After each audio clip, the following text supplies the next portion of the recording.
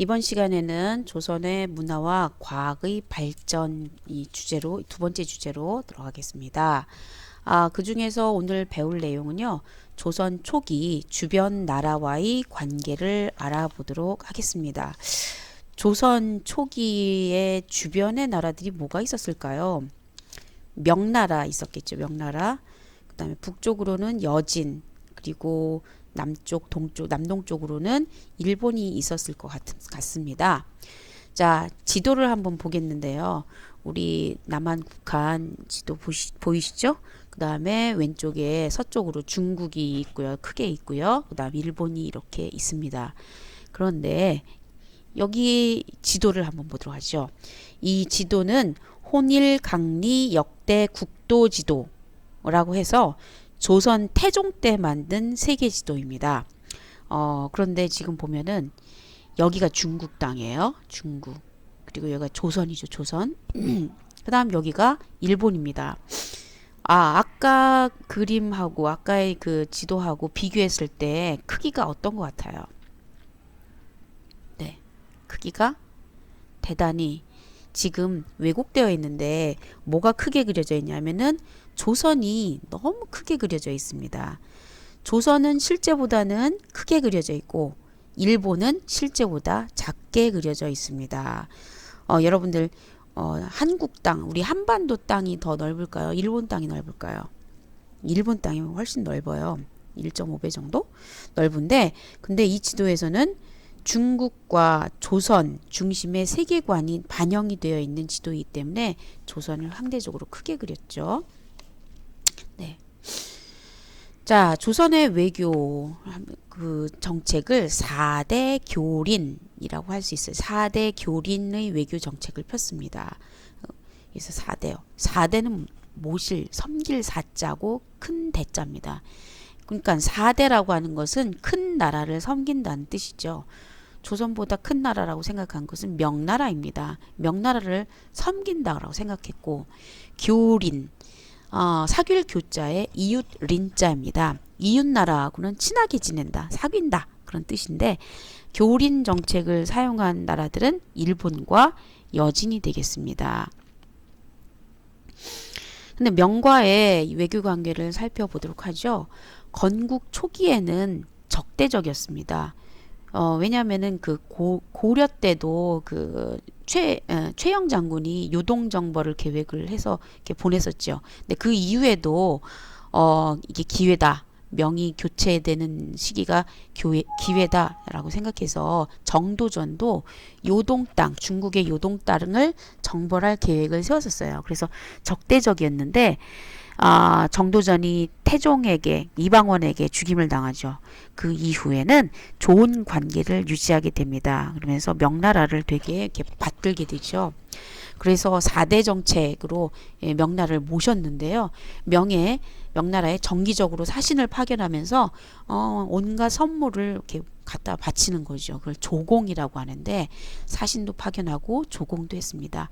그러면서 우리 조선에도 이렇게 이익도 추구를 해야겠죠.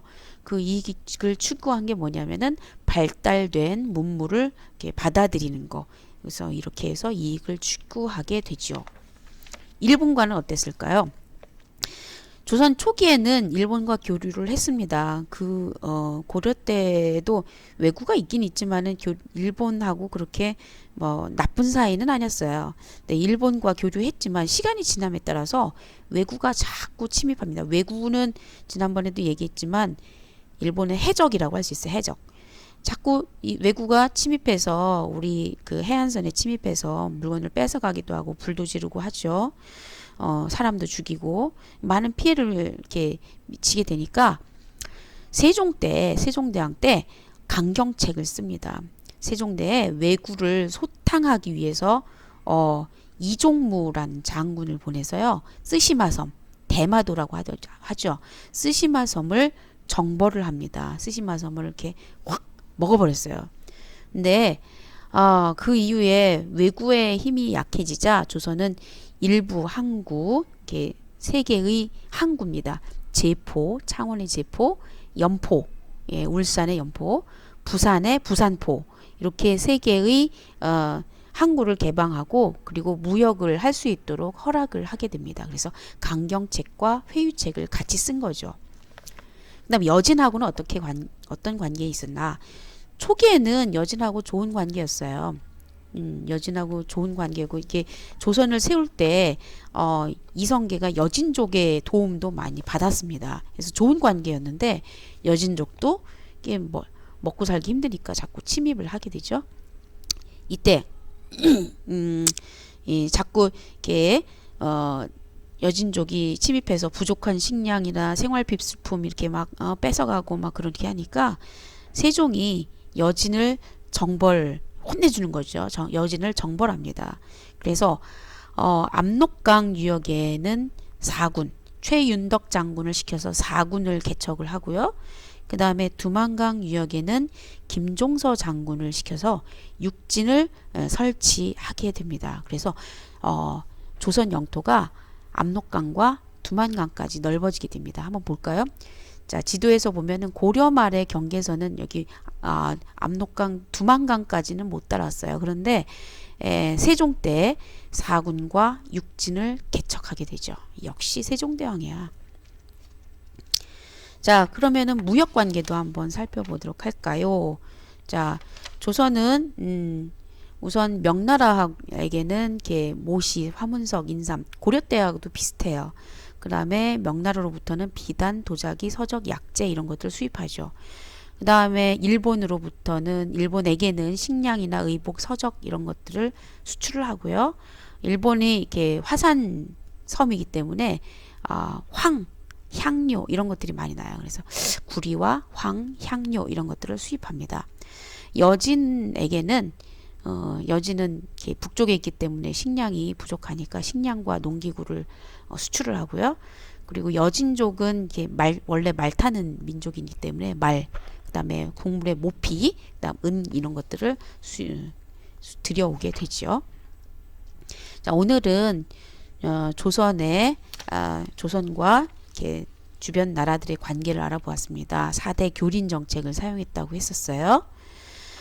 자, 오늘의 문제입니다. 조선과 명의 외교 관계에 대한 설명으로 옳지 않은 것은 어느 것이냐라고 했습니다. 1번 조선은 건국 초기에 명과 대립하였다. 조선은 태종 이후 명과 좋은 관계를 유지하였다. 조선과 명이 맺은 외교 관계를 교린 관계라고 한다. 조선은 명에 정기적으로 사신을 보내 조공을 하였다 그랬어요. 4대 교린의 뜻이 무엇이었는지 4대는 큰 나라는 섬기고 교린은 이렇게 비슷한 나라하고는 이렇게 이웃 나라하고는 사이좋게 지낸다 뭐 이런 뜻이었습니다. 어떤 거하고 관련이 없을까요? 다음 두 번째 문제입니다. 가와 나에 설치된 것이 무엇인지 쓰라고 했습니다. 네, 압록강에는 4개가 있고요. 그 다음에 두만강 쪽에 6개가 있네요. 네, 군, 진 이런 거 있었어요. 자, 지금까지 배운 내용을요 다시 한번 살펴보시고요. 그리고 답은 댓글로 남겨주시기 바랍니다.